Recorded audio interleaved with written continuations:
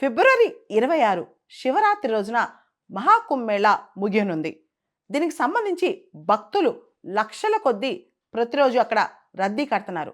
వీకెండ్స్లో అయితే విపరీతమైన ట్రాఫిక్ జామ్. ఈ వీకెండ్లో దాదాపు 350 కిలోమీటర్స్ ట్రాఫిక్ జామ్ అంట. జబల్పూర్ ప్రయాగ్రాజ్ మార్గంలో జాతీయ రహదారిపై 350 కిలోమీటర్ల మేర ట్రాఫిక్ జామ్ అయిపోయిందంట. ప్రపంచంలోనే ఇది అతి పొడవైన ట్రాఫిక్ జామ్ అని చెప్పి కూడా అంటున్నారు. అది వీకెండ్ జరిగింది. దాంతో ఈరోజు అంటే మంగళవారం ప్రయాగ్రాజ్ని నో వెహికల్ జోన్గా డిక్లేర్ చేశారు. పరిస్థితి ఎంత తీవ్రంగా ఉందంటే మధ్యప్రదేశ్ చీఫ్ మినిస్టర్ వచ్చే 48 గంటల పాటు ఎవరో ప్రయాగ్రాజ్కి వెళ్ళొద్దని కూడా చెప్పారనమాట. ఈ మాఘ పూర్ణిమ సందర్భంగా కోట్ల కొద్ది భక్తులు ఈ మహాకుంభమేళాని సందర్శించుకునే అవకాశం ఉంది.